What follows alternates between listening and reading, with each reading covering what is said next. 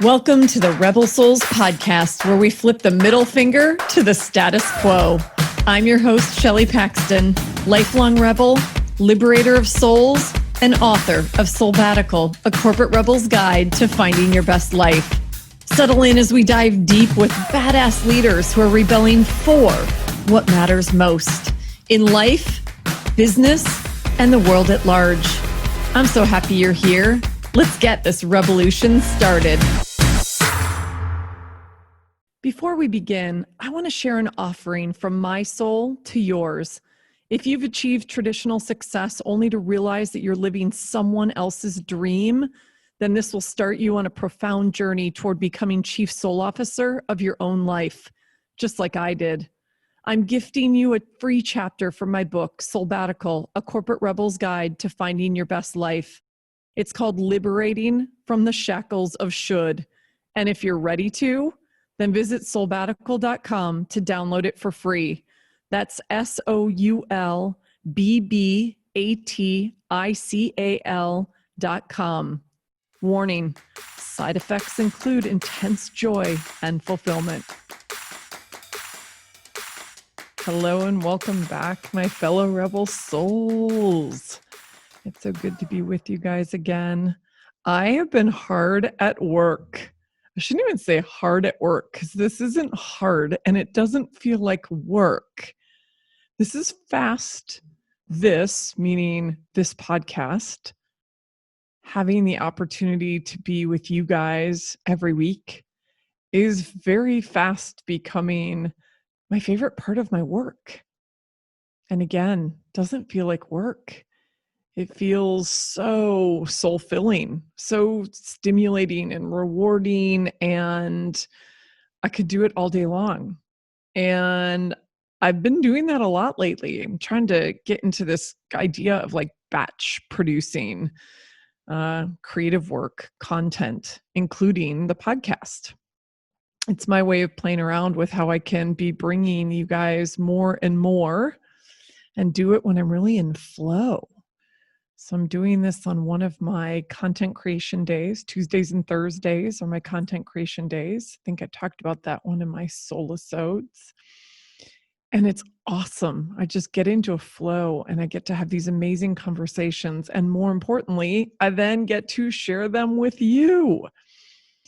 And today's conversation was with a guy I've known for years now. We were at Harley together. We overlapped in my earlier days at Harley. His name is Ed Magee. And this guy, his resume reads like something else. It is iconic brands from top to bottom. He went to the Naval Academy, spent 15 years in the Marines, became a lieutenant colonel. I don't know a whole lot about the military, but I know that that is really freaking senior ranking. You got to be good and a little competitive, as Ed admits to being. Then he went to Duke, got his MBA, went to business school, kind of took a break and realized, I guess he got recruited by Harley and realized that part of his mission in the world is serving these bigger purposes, like being very purpose driven. So obviously you are that in the military, in the Marines. It's a very tight community, very purpose-driven. Same at Harley. And then went on to where he is now, which is Fender. He had a little gig in between, but I can't remember the name of the company, so I'm leaving it out. And he's at Fender, you guys. You know, the badass guitars that a lot of the best musicians in the world, dead and alive, have used. He's there. He's their executive vice president of operations. Ed's been in operations. He was had run, I think, 3 of the plants when I was at Harley, and we got to know each other. And now he's running all of Fender's operations, from their manufacturing to their new product introduction to their Fender custom shop, where famous musicians basically call in orders for crazy stuff. And we talk about the acrylic guitar that they made for the musician Her. And what's really powerful is so much of the work that Ed's doing right now is tied to the broader, bigger purpose of what Fender is trying to do in the world. It surpasses this, the idea of sales, selling guitars. Okay, well, duh, that's the dealer selling musical instruments, I should say. It expands well beyond guitars.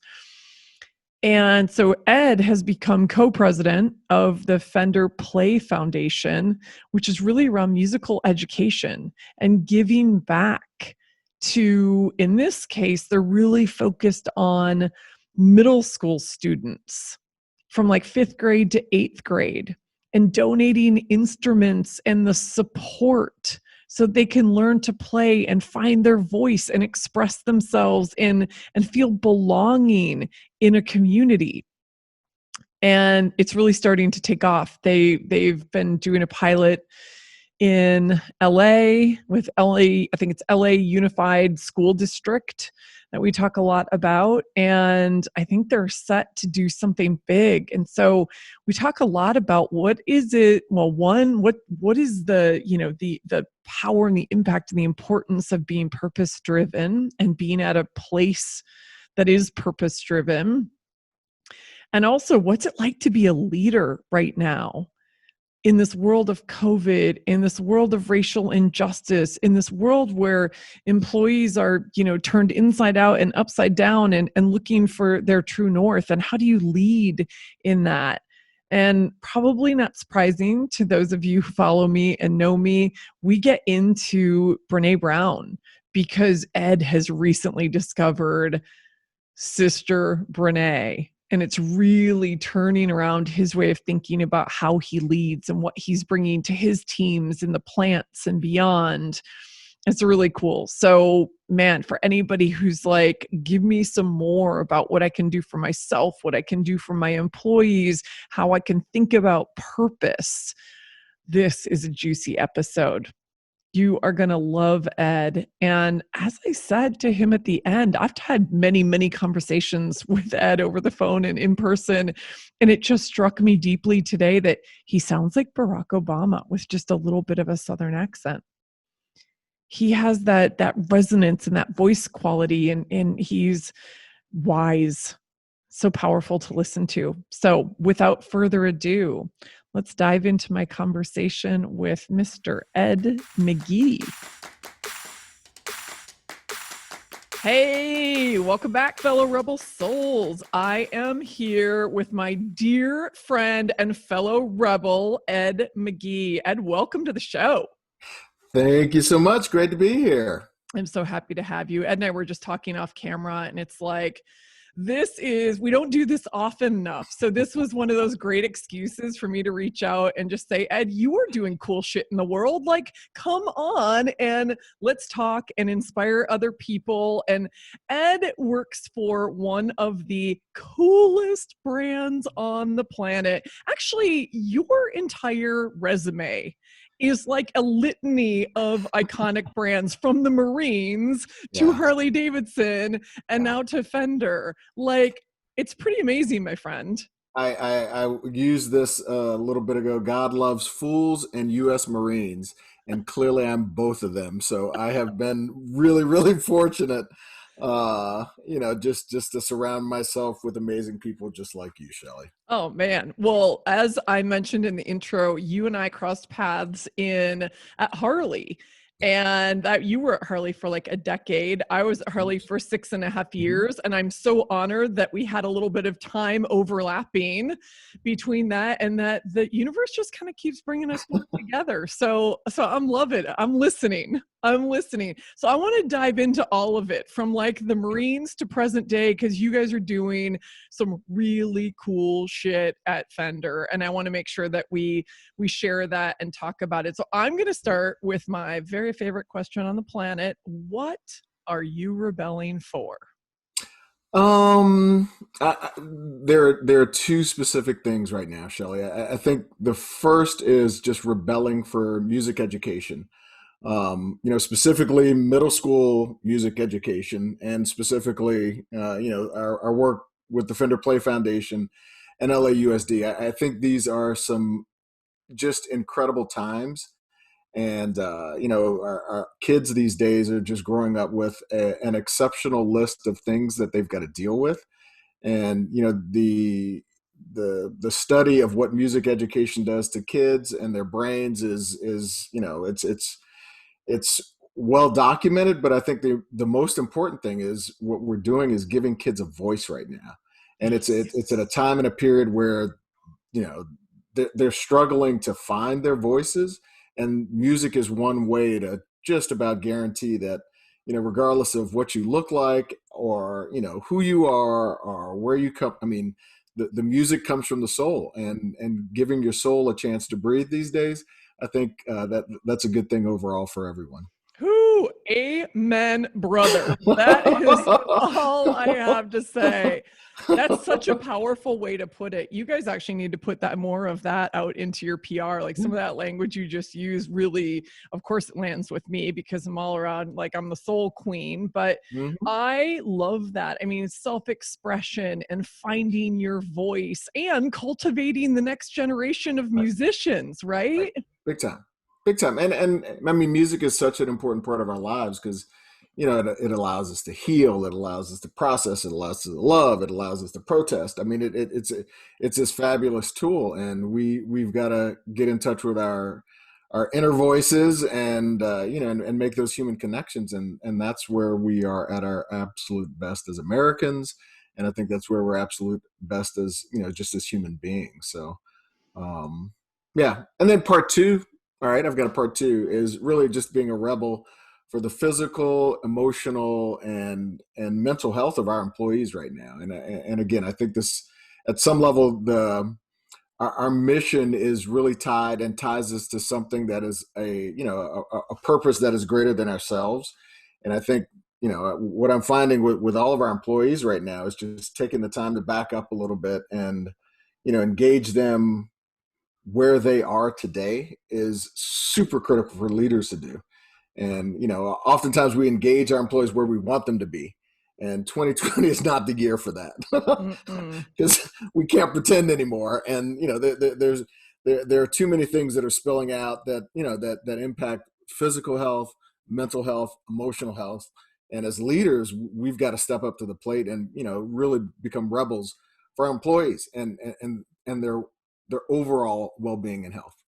Oh, I love that. You are speaking to me. I mean, honestly, that's at the epicenter of what Soulbatical stands for, right? Mhm. It's so much about becoming chief soul officer of our own lives. Right. And if we can meet people where they are and help them do that for themselves and give them the space Right. and the tools and Right. the support to do Right. that, whoo, I want to hear about more companies doing that. I'm curious, like what, let's just start here. And then I'm going to take a big step back because I just want to talk about this journey you've been on that just led to all of this greatness. But tell me a little bit about how are you meeting employees where they are right now? Because I think that's easy to say, having, walked in your, well, different shoes, but similar shoes in the corporate world for a while, and it's hard to deliver on. It's it is. It is. It's a challenge, but I think fundamentally it's what leaders need to be doing more of today. So, following the murder of George Floyd, obviously for a lot of our African American employees and all of our employees, I mean, just watching the horrific event, it was process. I mean, everyone has a lot to process.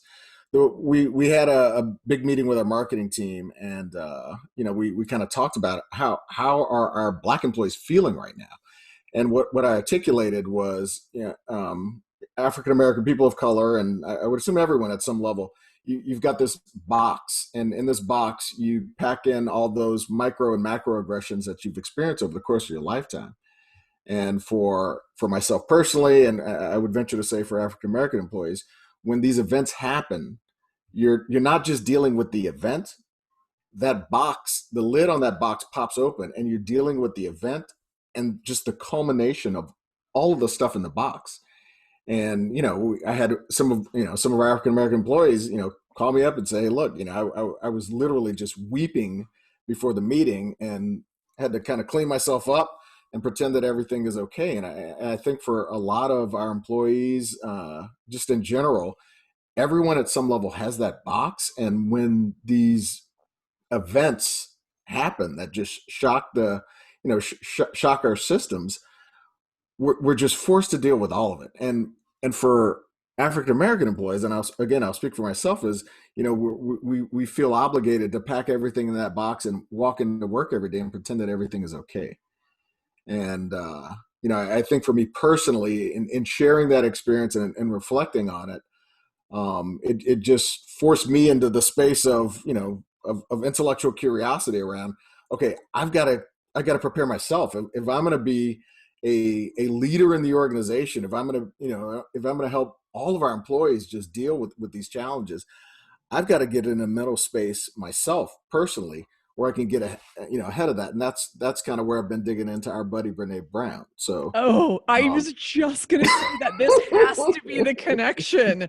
Okay, so just a little insider scoop for everybody listening or watching right now.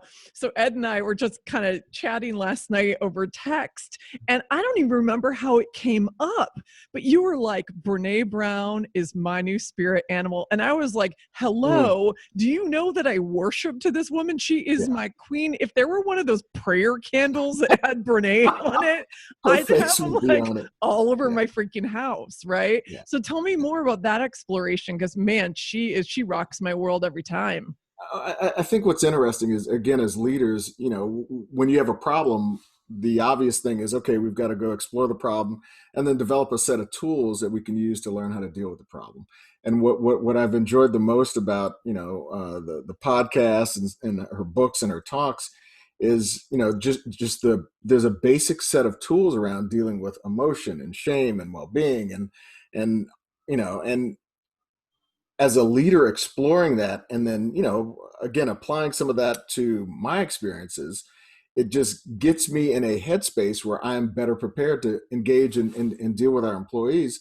And I think 2020 is exacerbating that need. And we don't have a great set of tools around dealing with emotions. And it's not taught in schools. Our kids right now, and it's just devastating seeing the pictures of kindergartners on Zoom meetings all day long. I can't imagine how hard this is for them. And adults right now, we've lived our lives, especially as males, where we say, don't show your emotions, stuff all those emotions in a box and don't deal with them. And then you're weak if you do. Yeah. And my observation is the exact opposite is true. And, I've had some interesting conversations with our employees that, hey, look, the objective is not to ask for help. If you ask for help as a leader, it's just an obligation and absolutely the right thing to do. But if everyone is stuffing everything in their box right now and not dealing with it, then at some level that lid's going to pop off, and that's when the bad things tend to happen. So Brene's combination of storytelling and just the research that she's done in this space, I think has helped me personally to kind of get my mind in the right space to actually help our employees, deal with a lot of these very, very challenging issues. Yeah, the work that I was telling you this last night, I got certified in her Dare to Lead work. And I think some of the most powerful things she talks about touch on exactly what you're saying. So it was almost, weirdly enough, exactly a year ago, September of last year in San Antonio, Texas, a group of us went down to train with her. And one of the things that I think about every single day is armored, fear-based leadership versus daring leadership. And what is the difference between those two things? And so many of the aspects of what you're revealing that I think we used to call weak are actually strengths, that vulnerability, that courage, those difficult conversations, rumbling with difficult topics. That's it. Yeah, what's funny is I'm on a board with for Boys and Girls Club of Metro LA, and one of our board members is actually the dean of religious studies at USC, and he's also a assistant provost for crises management, and basically he gets to deal with all the hard stuff, right? And he had a few very interesting observations. He said, first of all, the thing that we used to call millennials and Gen Z, and we call them snowflakes, and because they live their life online. He said after 8 months of all of us adults living our life online, we're breaking up and falling apart. So he's like, the ultimate irony is the thing that we were, just saying, oh, you guys are a bunch of snowflakes. It's like, all right, well, there's a level of acknowledgement that, this interaction may not be enough, and we've got to explore more about ourselves and about our folks and connect in a very, very different way. So that was super interesting. And then the other big lesson that he articulated was, we've replaced all of the kind of, we were at the office just bumping into folks. You could solve a lot of problems in between meetings. And now everything has turned, from a 2 minute conversation to either a 30-minute or 1 hour Zoom meeting. And he said everyone's rubber band is just staying stretched. And if you're stacked up back to back to back, you don't even have time to go to the restroom.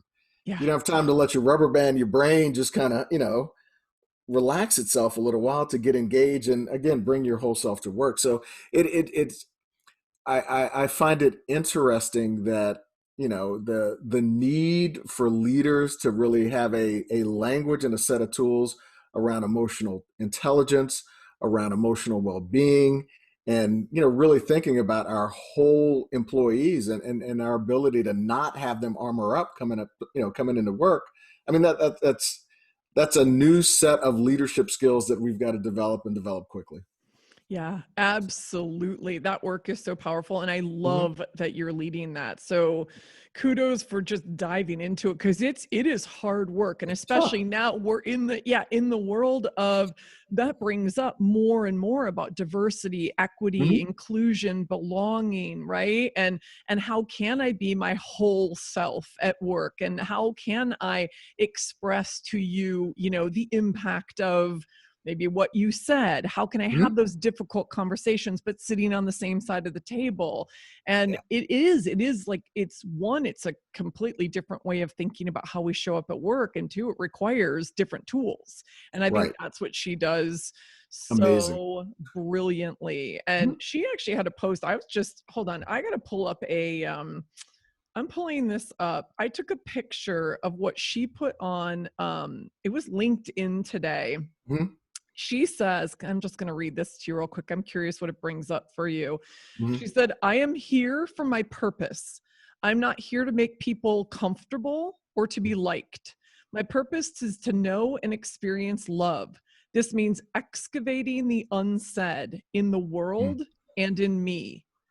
Knowing and experiencing love means calling shame, fear, dehumanization, and injustice by their birth name, lovelessness. Mm-hmm. It means finding love in beauty, art, music, and nature. It means not turning away from pain or working pain out on other people. Ooh. Knowing and experiencing love requires making connections between experiences and emotions that often feel a million miles apart. And for me, love always requires living into courage and faith. Ooh. She's And packing a lot. she wrote a whole blog post behind that. I will put the link in the show notes, and Ed, I'll send it to you. She wrote an entire blog post behind that, saying, because she's been getting nasty notes, comments Mm-hmm. from people saying, stick to your research, lady. Oh God. Yeah. And Yeah. she's like, listen, my work is apolitical, but I've been talking about this stuff from my very first book. This is not new.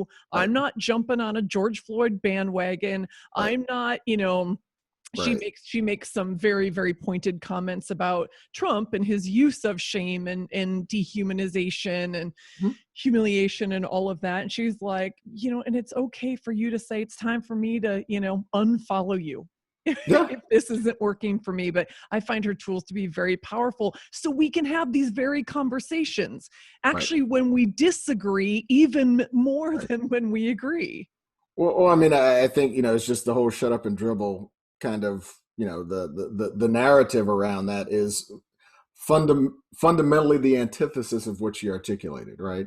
It is your experiences, none of those things are valuable, so just shut up and do your research. And it's like that's completely the opposite of what we need as individuals, as husbands and fathers, as as human beings right now. And the impact of COVID is real. The impact of racism in America is real. It takes a toll on people. And if we don't take the time to address that problem, it the same thing that happens when you ignore any problem, is going to happen. It explodes after a while. Yeah. And as leaders, it's our obligation to jump into that kind of icky space and connect and respect our employees and acknowledge their pain. And at some level, I think one of my big challenges is, how do I make sure that I'm in the right headspace to do that? How am I prepared to recognize emotion, and its impact on our employees? And it's crazy. One of my wonderful employees was like, I've got a special needs kid that's at home, challenged with going from one teacher to 5 teachers, and I'm at work, working to keep everyone safe in the factory. And I mean, it's overwhelming. And just carving out time for check-ins that are beyond 15 minutes and how you're doing. And, we chat for an hour when I go out to the factory, because folks need that. Yeah. We need to keep the space, and I need to lead by example, right? I need to show that I'm vulnerable and this impacts me. And I recognize and acknowledge, your pain. And once we get into that space, then, we can get into problem solving mode, and we can figure out how to work together to more effectively take care of ourselves, our customers, and the country. Yeah, and we're doing it human to human, and that's a And beautiful, that's it. beautiful way to model it. Well, I That's have a it. question for you too, because another aspect of modeling in times like this, right? Especially because you are experiencing this very personally and have been a Mhm. long time before most of us saw that George Floyd video, right? Right. What are you doing for yourself to create that space for yourself, to stay in that heart space and that head space, because it can be completely overwhelming? Right. Right. One of the things I started doing is, I started walking every month. So I'm perpetual overworker, right? So I generally work 6 days a week, wake up early, into the office first. I'm the workaholic. And what I have done is, because I don't have a commute anymore, I take an hour in the mornings to go for a walk. And I started just taking a walk, feeling better, listening to music. And then it was like, okay, I can actually use this time effectively to get in that headspace. And that's part of where I discovered, Brene. I'm going to be leading up our African American employee ERG. And again, it's like, I've got to get prepared for this. I've got to get prepared for, tough conversations, and, recognizing what's going on in employees and figuring out how to facilitate a conversation where everyone feels better about the conversation at the end. And so that's, I've listened to a couple of her podcasts multiple times on multiple walks, but in that hour, it's just, getting into the headspace, thinking about the tools, reiterating the stories, and, and understanding that, as a leader, I'm a storyteller, and I've got to think about those stories ahead of time so that I can articulately convey and connect people to, to that bigger sense of purpose that we have at Fender today. So I just take that hour every morning to listen to podcasts and to really think about what is going on in the day, not just the transactional things about making the business work, but literally about my employees and, how are they doing beyond the just fine, right? Yeah. So Because there's that's many layers beyond that. Well, and also what I love and what I'm hearing is, so first of all, kudos to taking that hour in the morning, mhm, right? I mean, I do think there are gifts. This COVID's been hard. right, All of this has been hard on many, right, many levels and different for each one of us. And mhm, yet creating that space and seeing that there are gifts there and giving yourself this time right. is beautiful. I mean, I know creating those new habits, you're probably not going to want to let them go. And I know you have a long ass commute being in Yeah, LA, yeah, right? And yeah. running all of manufacturing amongst many other things for Fender. So I think that's powerful. And what you're also getting at is this idea of being versus doing. Like, how can you also model to your employees? How can we all model every day how we show up? Because it's not about ticking the to-do list. It's about how we're showing up. It's a challenge and interesting. I've been super fortunate to work for some just amazing brands. And you mentioned, the Marines, Harley-Davidson, and Fender. And I think as human beings, when we are part of something bigger than ourselves, that's the ultimate motivator. And in that reflective space, we talk about Fender's mission, and this came from Leo Fender. The vision is angel artists are angels. Our job is to give them wings to fly. Right. Our mission is to serve players at every stage, and I think there's the idea of service and what that means. For employees, is you're connecting to something bigger. And if we just spend time with our employees on the transactional aspects of running the business and not take that additional time to kind of connect them to something bigger, it giving work value and purpose, it helps us to deal with all the challenges that we're facing. And that's the armor that I want our employees to wear. It's the armor of just a level of emotional intelligence, a level of knowing that your leaders care about you, a level of we can take the space and the time to just talk about how you're doing. And that's a value that I think makes organizations much more resilient. So leaders have to lead by example in that space, with equal focus on all the rest of the leadership tools that we bring to bear. Yeah, I love that. Okay, and since we're talking about the iconic brands again, I'm going to take us on a giant step back because it's funny, as I was thinking about your background, your history, all the incredible things you've done, this one question kept coming to my mind. I'm like, okay, he spent 15 years in the Marines. You were a freaking lieutenant colonel in the Marines. And the brands that you have served since then are all about self-expression and a level of rebelliousness and yes, community, yes, purpose. But it's almost like the antithesis of what I think of when I think of the military, right? So I wanted to go all the way back to even understanding like what led you to the Marines. Mm-hmm. And what kept you there? And then let's kind of pull the thread forward to then you getting into all these other rebellious spaces, which are the, almost the antithesis of.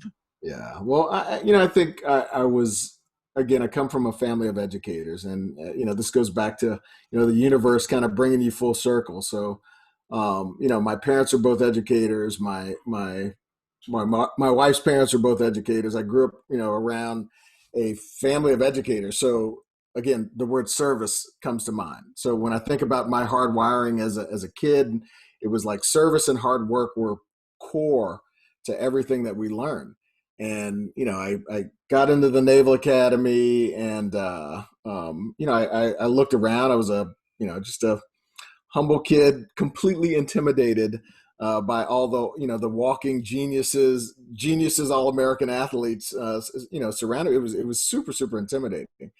And it took me a little while to find my space. And once I did, I just kind of keyed in on, who were the role models at the Naval Academy. And for me, my company officer and, the Marines there, just, they seemed to, puff their chest out a little more. There was just it was almost like they walked and they didn't touch the ground around the campus, right? It was almost at some level, mythology around the Jedi warriors. And that really appealed to me. And I'm a little competitive by nature, so I just saw who the Marines were, how they handled themselves, and I said, I just want to surround myself around the best. And for me, that decision became simple. And I had a great career, 15 years, two squadrons, A6s and F-18s, and some of the most fantastic people that I've met in the course of my life to this day. And the Marine experience just reinforced that beginning around hard work and service. And, at their core, it's service to the country, it is service to the mission, it is service to other Marines. And I was in continual self-reinforcing loops around literally service and working hard, being the best. And as my wife and I made the decision to transition, I thought I'd go into consulting or banking, and quite honestly, business school, the 2-year program at Duke, going full time, just gave me a chance to kind of decompress all of my experiences and really understand what I wanted to do. And I met some Harley folks at a National Black MBA conference, and they reached out, and I quite honestly hadn't thought about Harley at all. But when I did, it just completely fit in with all the rest of the things that I'd grown up to believe in. And it's this mission of Harley about just dreams and just connecting. Actually, if you remember the work that we did on brand, where it's like Rebel and Muscle and Icon and Bond and Fire and all of these really it resonated with me, and it was just a continuation for me. And I again love that Harley-Davidson experience, because we were a family. And even though one of our previous CEOs said, no, we're not, we're a business now. I think when Harley is at its best, it is when this sense of family and community and connection to the environment, to the bike, to our friends, that's when the organization it's at its absolute best. And then I get to go do this again at Fender, because it's very much the same sense of, just connection to a bigger mission. And in this case, it's music. And with the Fender Play Foundation, it's music education. And it's just reinforcing all the things that I think I learned from my parents and a community of teachers, who really just reinforce work hard, always learn, always be learning, and, work at being the best, serve a mission greater than yourself. So I think that's the common theme through my career and through my life experiences. And it all started with public school educators. That's wild. Where did you grow up again? So Lafayette, Louisiana. Okay, So, Louisiana. yep, yep. I was again, I was the smart nerd through all of elementary school and high school, and again, I think a lot of that was just some of those lessons of all those amazing educators that were in my life. Yeah, yeah. Well, no one's calling you a nerd anymore, my friend. Hello. Look at Well, you. It's like he rides badass motorcycles and he riffs on badass guitars. I tease my girls, because my girls saw that I was a math major at the Naval Academy, and in one of our conversations, like, "Oh, Dad, you're a nerd," and my response was, "Babe, nerds get paid. Just remember that and repeat after me." Yeah. Well, So, and this isn't what you want to say to them, but it's like nerds get laid too. big time, like all of that. Yeah, well, that's for another conversation, and probably with some drinks. Exactly. That's our next happy hour. Oh, Oh awesome. my God, that's amazing. Well, and I do think I love that you brought it back to this being very purpose driven, Mhm. because that makes complete sense. And that is, I think, how all of us are get through any hardship, right? The Right. pandemics we're going through now. For me, the realization of, oh my God, I don't want to be complicit in racism. I want to be an anti-racist, right? Right. And that understanding my purpose and my, how that aligns with my purpose and my mission in the world, like it keeps us going. Because otherwise it's really, this stuff is overwhelming. And I love Brene's perspective that either you're dismantling the system or you're supporting it. There's no neutral. There's no Yeah. middle ground. So are we actively engaged in dismantling it? And that's where progress occurs. And you hear, oh well, he said those racist statements, but he's a nice person. It's like, yeah, well, you know what? We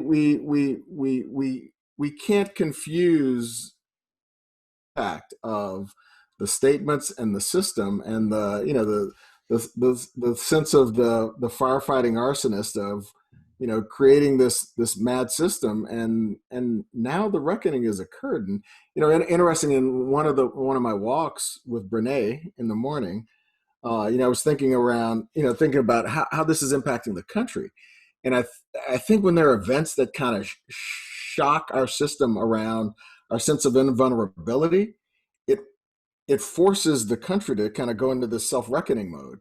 And they're looking at all of those ugly, squishy things, and we don't have a good language around how to deal with that, because our language has been suppress the emotion, we're invincible, we the all the messages around invincibility allow us and give us room to not deal with these things. So, post Vietnam, post 9/11, right? At some level, the election of Barack Obama just created a space where there was a reckoning of, oh my God, what is happening here? And the country turns inward.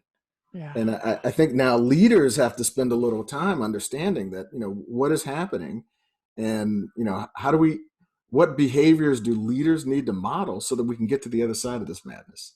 And I think that's the big challenge right now. It's just that we need leaders to be very reflective of what is happening and understanding historically the context of what's going on, and then getting ourselves prepared to get everyone else prepared to get to the other side, because That's right. we're going to get there. We're going to do Well, it together. and the only way out is through.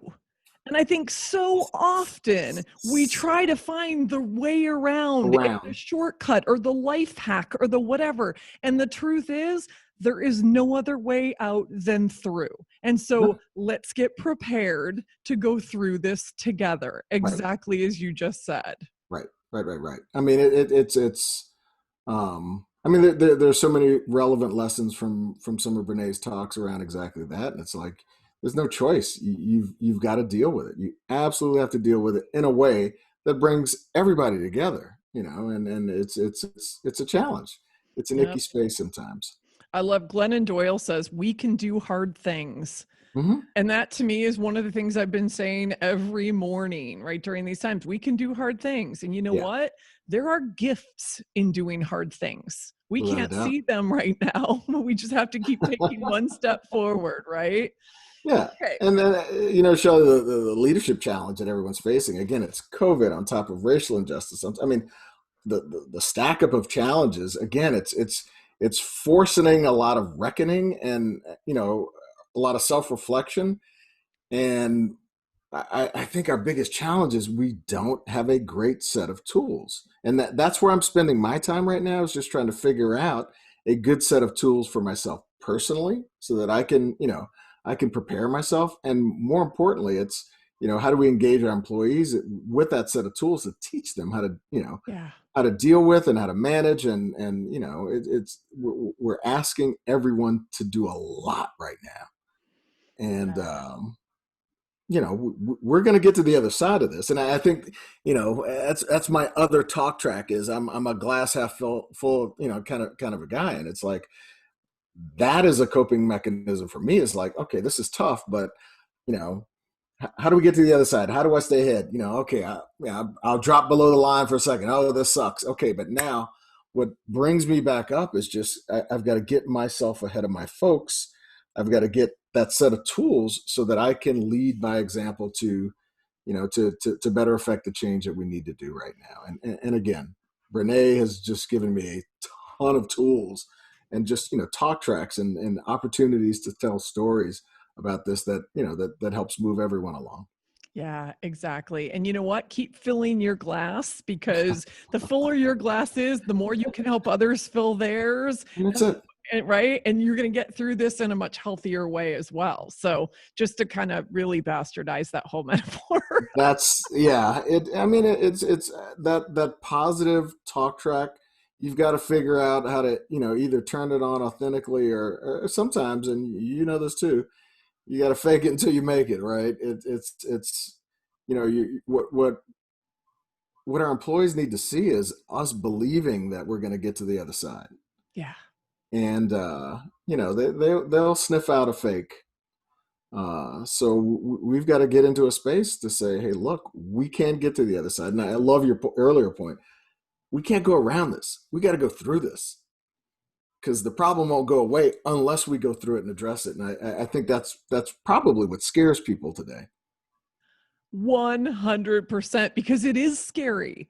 And Hmm. that's the beauty of this, is to acknowledge, hey guys, this is scary, right? For you as a leader, for me as a leader, to say, I'm scared, right? We don't know what tomorrow is going to look like. For some of this, we haven't ever been through, Right. this particular flavor of global pandemic, right? Talking about COVID specifically for a second. We Right. don't know what it's going to look like. So I think even acknowledging that we don't have all the answers, we don't have Teflon that makes us fearless, all of those things. That's also part of that authenticity and that vulnerability. Right. Oh, I mean, without a doubt. And I mean, it's been humbling. It's just at some level, just the reckoning and taking the time to just humble yourself to the journey. Right. I think our employees, they need to see that we're being impacted by this too. You know, we can acknowledge our own pain and our own challenge. And I'll give you an example. We meet daily as an operations team around COVID, and it tends to be a little bit of a tactical call, checking in with the folks, find out what's going on. Think about, I call it the low beams and the high beams conversation. So the low beams, really tactical, what's right in front of us, or how's testing going, how's PPE going, are we taking care of employees? And then the high beams piece is really around thinking about what's coming in the fall. And then, what are the other elements of this that we need to think about? What other investments do I need to make? And what I've done a few times lately is, as we've kind of gotten a little more comfortable with keeping our employees safe, is I will divert that whole meeting and we'll talk about the big picture about what's going on with the company. Mm. And it's in those conversations around, hey, what's going on with the business, what's going on with LAUSD. We're going to have helped, we will have provided 3,000 instruments for students as they go into the fall. And isn't that great? And the work that we're doing has such an important mission and purpose. And we'll do a whole meeting, a whole 45 minutes where we're talking about what else is going on. And the feedback that I've gotten from my employees is we need that, right? We're really good at focusing at the tactical and the transactional, but it's just taking a little bit of time to have the high beams conversation and step back and think about things and think about the impact of your work and what it's having on kids. One of the stories that I told, the LAUSD staff said, Will you explain LAUSD? Because I know this. Sure, I'm sorry. So this goes back to your very first rebelling for, because this is the music education Right. piece, right? So this Right. is maybe your Fender Play Foundation and LAUSD, just to give context Sure. for it, because I want to dig into this piece. Sure. So the Fender Play Foundation, Evan Jones, our CMO, and I became co-presidents of the Fender Play Foundation this year, and the mission is to equip, educate, and inspire the next generation of player in school and after school.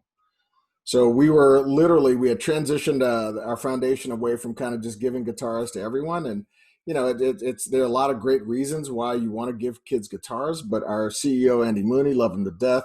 It's like, we really got to focus the mission of the foundation on the mission and purpose of the business. And our company is very uniquely positioned to just line those up perfectly.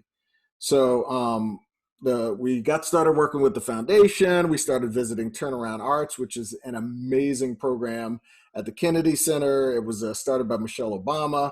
They focused on arts and music education for underperforming schools and using the arts and music education to turn schools around. So we went and did some benchmarking, and then COVID hit.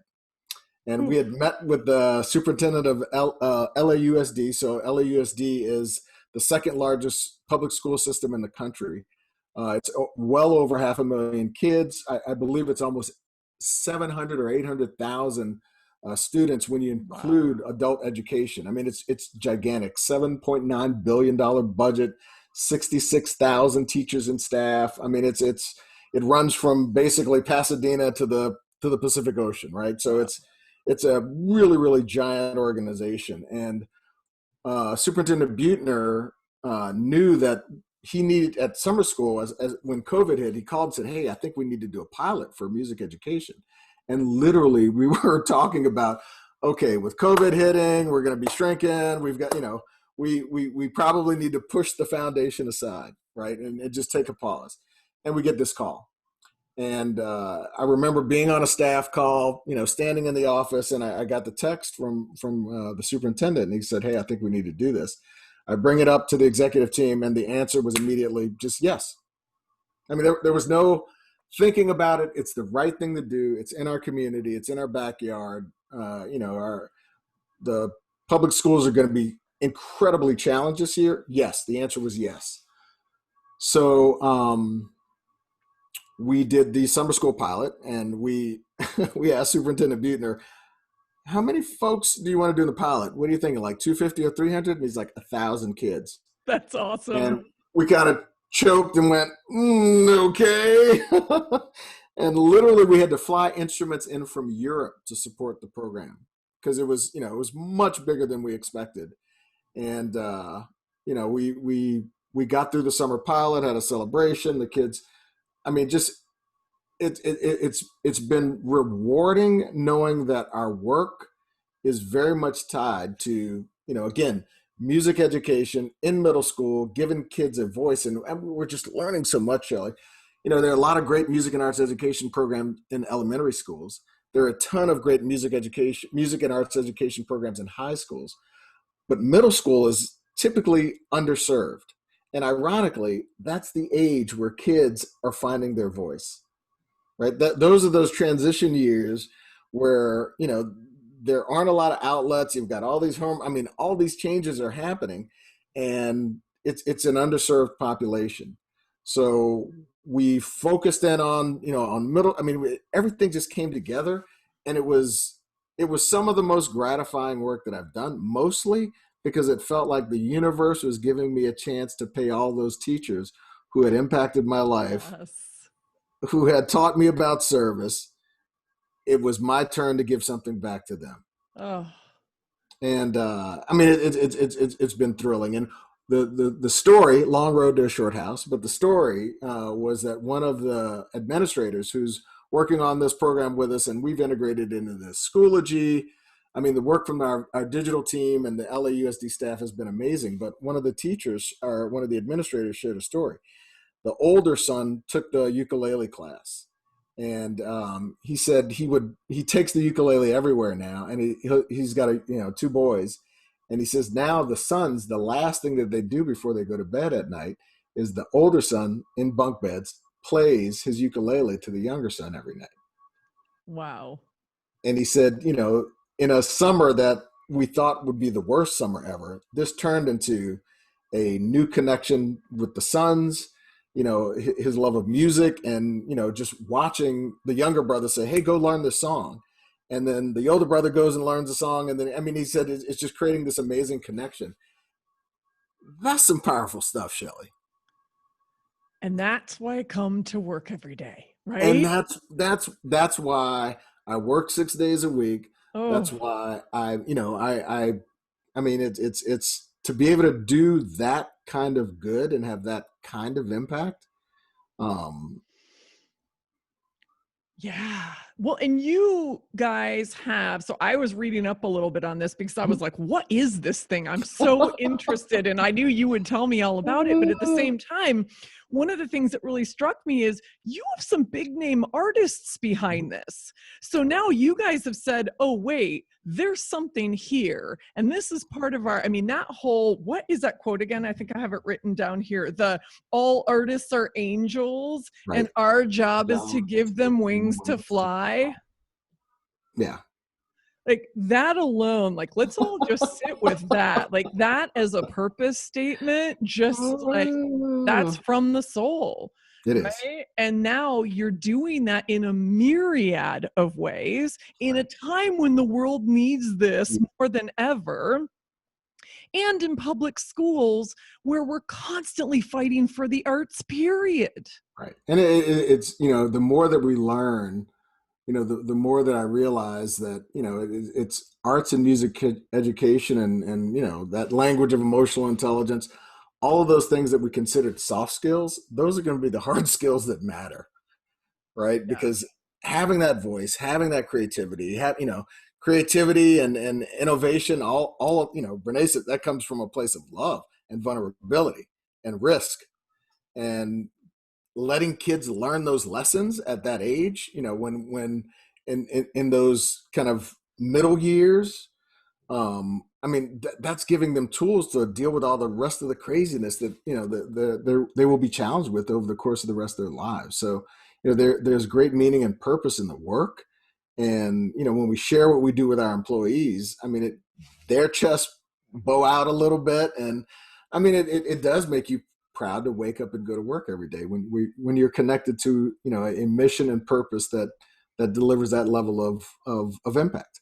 Yeah. So where does it go? I know, first of all, you kind of went gulp at the 1,000 instrument number. And now you said Oh, 3,000 instruments. And I think there's an even bigger goal. I'm just super sure. curious, like, where Yeah, is this going? Because this is right now, you're having that impact in one single right, city, albeit a mega city in this country, in Los Angeles. right. But I'm thinking like, oh my God, the world needs more of this. And Fender, of course it would be Fender. Yeah. And I got to get a lot of credit to our CEO, and Andy. Really told us, hey, look, there's a lot of good that you can do. You got to focus locally first to build the system up and understand what's going on. And I think that has been some of the best guidance overall. We want to do it in a lot of other places. We will have 5,000 kids. We will have given 5,000 kids access to instruments in the course of a year, and we're committing to 6,000 instruments every year, so that Wow. the in the spring, in the summer, and in the fall, until we have, again, Superintendent Buettner. We're like, how big do you want to do this? And he said, 35,000 kids. And we kind of went, oof, okay. And again, great reason and purpose. When you look at middle school, when you look at all the different options of arts and music education, that 35,000 kids in middle school, one class in LAUSD has between 30 and 35,000 kids. So when we focus on fifth grade through eighth grade, that's a good solid number of kids who can pick up the skills and do the creative thing and learn the lessons around creativity and vulnerability and find their voice. And that just felt like a good solid size. So in conjunction to the instruments, what we're doing is working with our Fender Play, our learning app. And again, some great innovations during the summer around synchronous and asynchronous learning. And I was just on a call with some of the staff from LAUSD, and what they said is the teachers who did the summer enrichment programs were way more prepared for the fall, Yeah. because they had done all, it was with guitar and it was really cool. But what they learned was, what are the problems that the kids have with Zoom? How do you keep their, so they had a trial run with all the things that were going on in the fall. And what Dr. McCarthy, Stephen McCarthy, who heads up arts and music education at LAUSD, conveyed was, the teachers were just way more prepared for all the challenges that everyone is learning. And you've got to go through the mucky stuff, right? Yeah. You can't go around the problem. You've got to go, you've got to go through it. Yeah, And we're crawling through the mud together. But you gave them the tools, yeah, right? This is like a good military obstacle course. We're calling it life. yeah, it is. And the best thing, I mean, absolutely the best thing is just the way that LAUSD and the teachers have responded.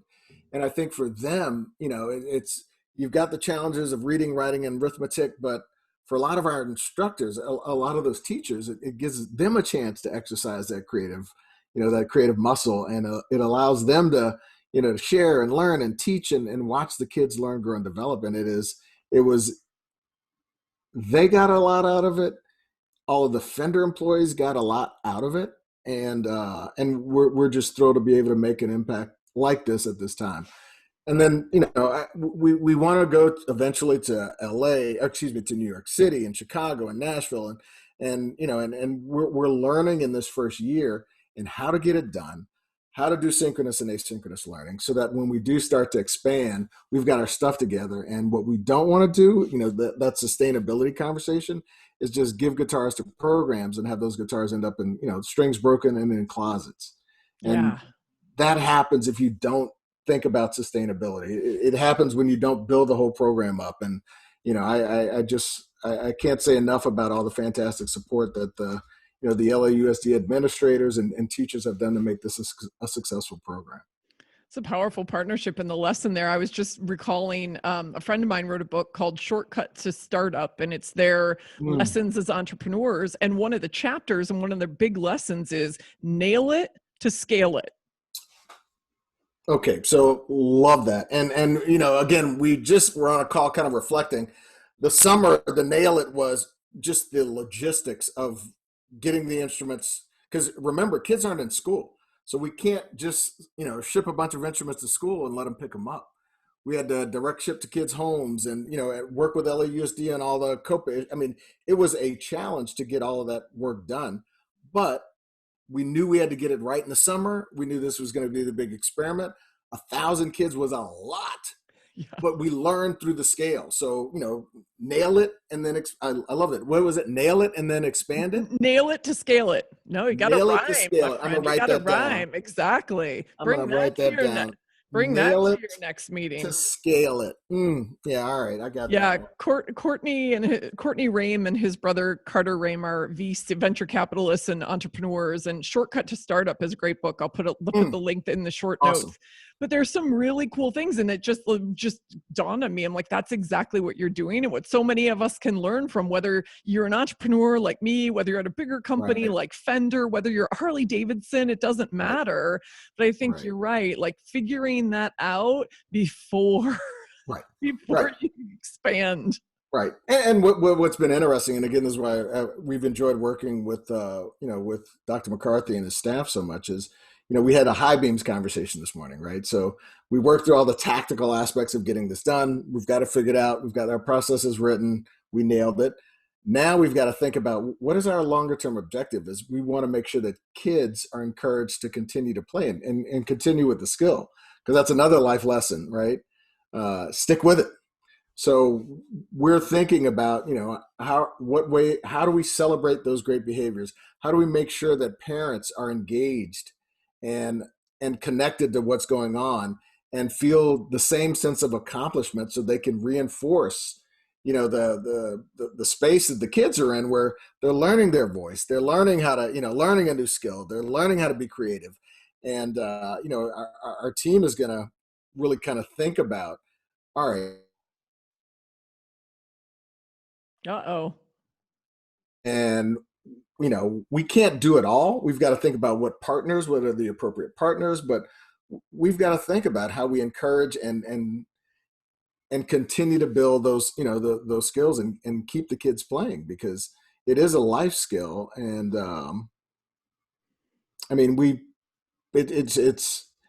it is exciting to have those conversations right now. And I think it just speaks to, the nail it to scale it. We're figuring out after, our big experiment there in the summer and even with the fall program, it's how do we now scale this to other schools, other communities. And we're really excited by what we're seeing so far. I love it. I love what you guys are creating, and that it does all the things that you're saying, as well as we hear like parents' big dilemma right now is like keeping their kids off devices 24/7.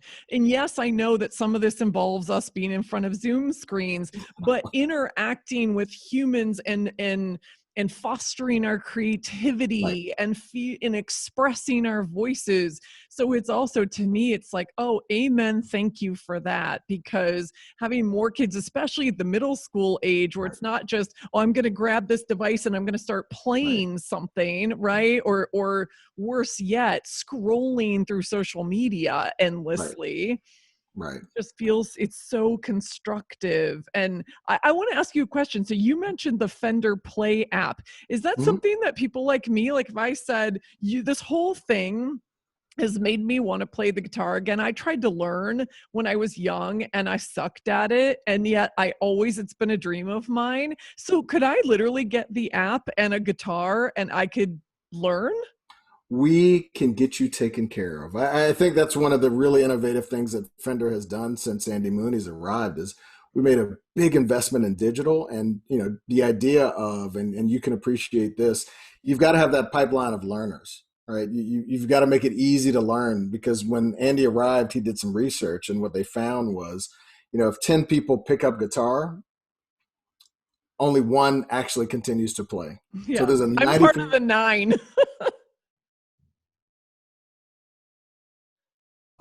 fallout rate from folks learning to play, right? So we we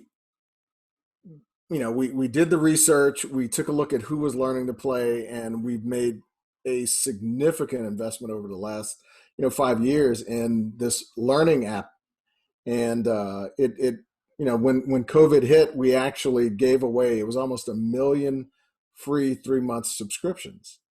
And it was really, really amazing watching the impact of folks just hopping online. You've got great instruction. It's a really, really well done learning app.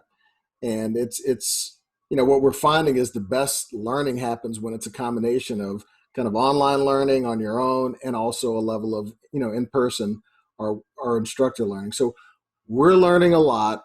We're trying to do what we can to fulfill that need, and most of all with LAUSD, we're just learning how to do synchronous and asynchronous learning. And we've got the app, we've got the instruments, and we've got a bunch of 5th through 8th graders who are really loving the experience of learning to play. Oh my God, I love it. You are inspiring me to want to learn how to play again. And Look what you taken care of, girl. We got you taken care of. I love it. I was saying at the beginning, like the early days of COVID, well, I should say the early days when we all kind of came out of that first 3 weeks of just like, what the fuck hit us? Like everybody needed to recover. We've never processed something like this before. And I started saying like, what would it be like to say I want to consciously grow during this time, and I want to make a COVID commitment to what I want to create? And I didn't mean write the next great American novel or whatever. I don't think we need to put more pressure on ourselves, but I also think it's time and it's space in many cases that we didn't have before. And so how can we use this to our benefit and use this for our own conscious growth? Right. And now I'm like, oh, maybe this is my sign from the universe to get back into playing. It's amazing how that happens, Shelley. It's amazing how we keep bumping to each other at these times, and the conversations become so relevant for the both of us. Oh yeah. But it's, I think it's a great point, and it's an investment in yourself.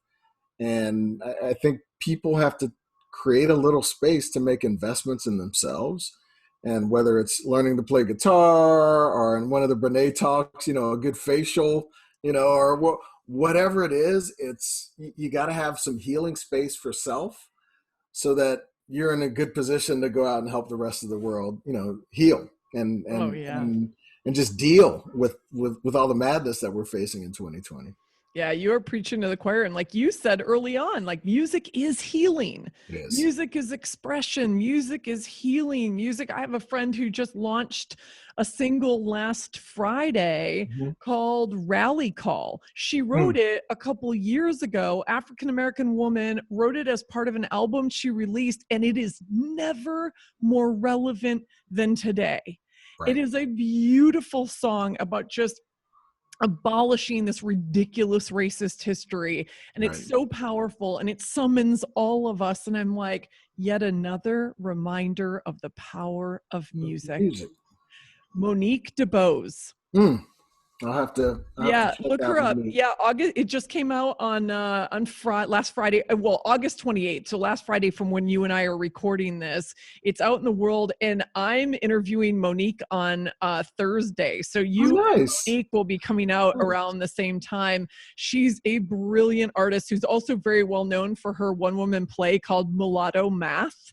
And she's a jazz singer and writer, and really, really beautiful. So I am also using my platform to celebrate diverse voices, and to celebrate, I mean, honestly, it's like I just realized I am surrounded, not just realized, but I am realizing more and more, especially with this microphone and this platform, I'm surrounded by some of the most incredible people on the planet who have big voices and stories to tell, and I want to share them. Yeah. And so I've loved this. I have like 1,000 more questions I want to ask, and yet I think we are out of time.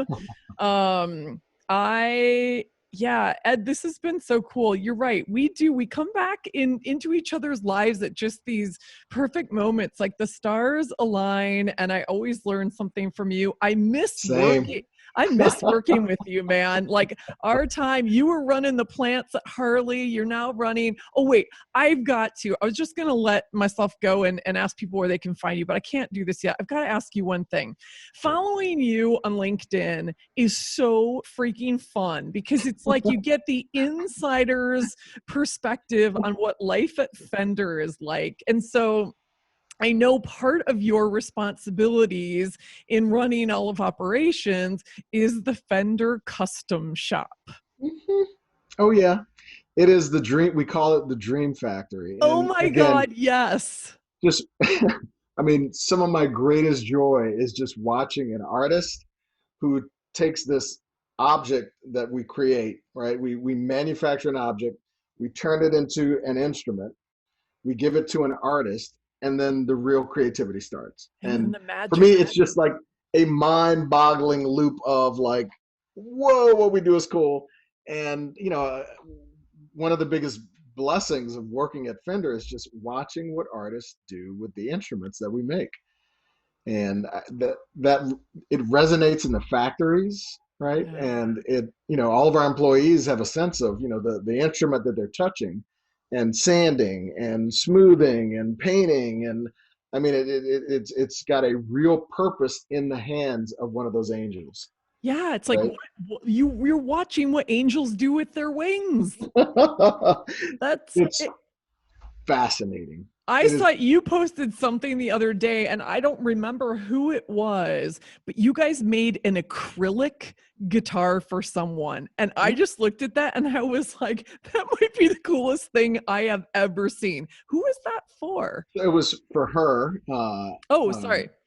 So the artist called her, and it was for her 2019 Grammy performance.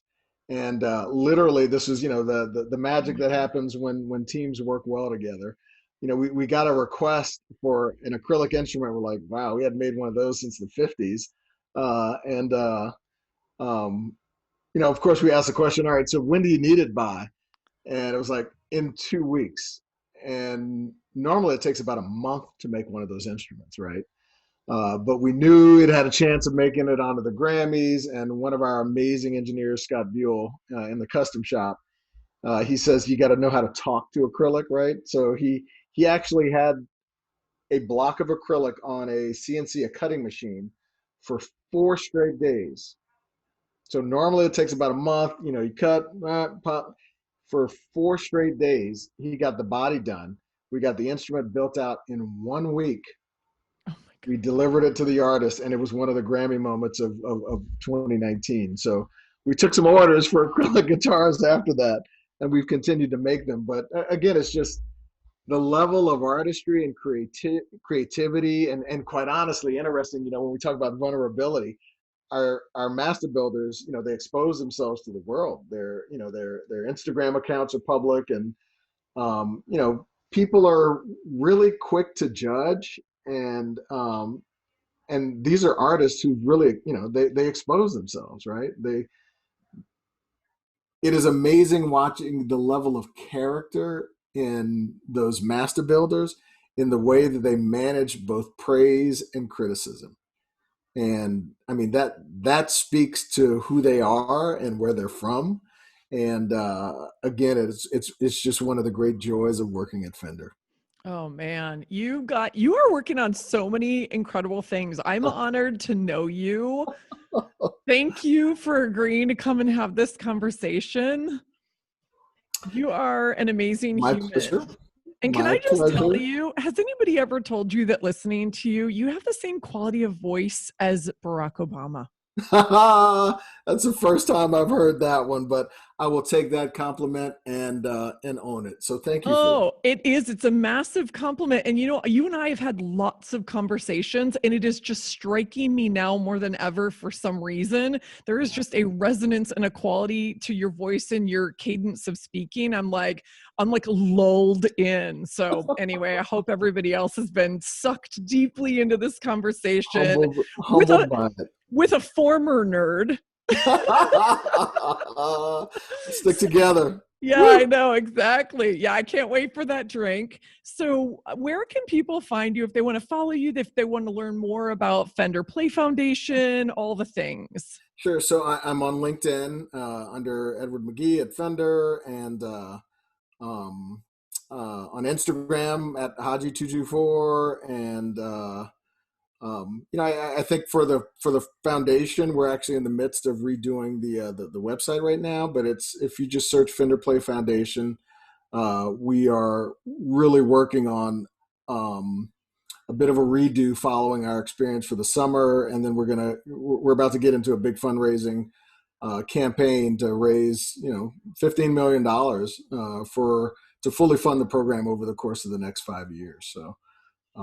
Just go to the Fender website and under search Fender Play Foundation, and we'd love to have as much of LA, or if you're around the country rooting for us in our year of learning this year, I would I'd ask, just click on that donate button, and we really are committed to giving kids a voice and nailing it and then scaling it. Nailing it and then scaling it. Oh my God. I want to somehow be a part of the next generation of musicians coming to life. Awesome. So I will absolutely commit to that. And I hope that our fellow Rebel Souls will as well.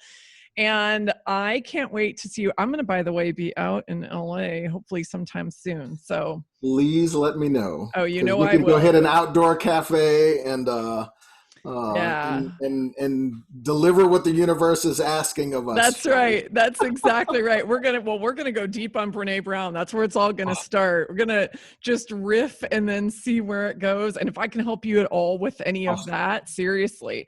So to be continued, my friend. Thank you so much, and thank you to everyone listening. Now go riff on those guitars behind you. I promised Ed I wouldn't put him on the spot.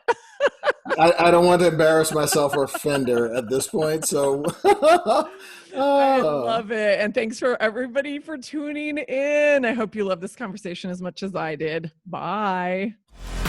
Hey Rebel, thanks for listening. If you were inspired by what you heard, please subscribe, rate, and review so our fellow Rebel Souls can find us. We have big work to do together. And if you want to dive deeper, head on over to my website at soulbatical.com and follow me at Soulbatical on Instagram.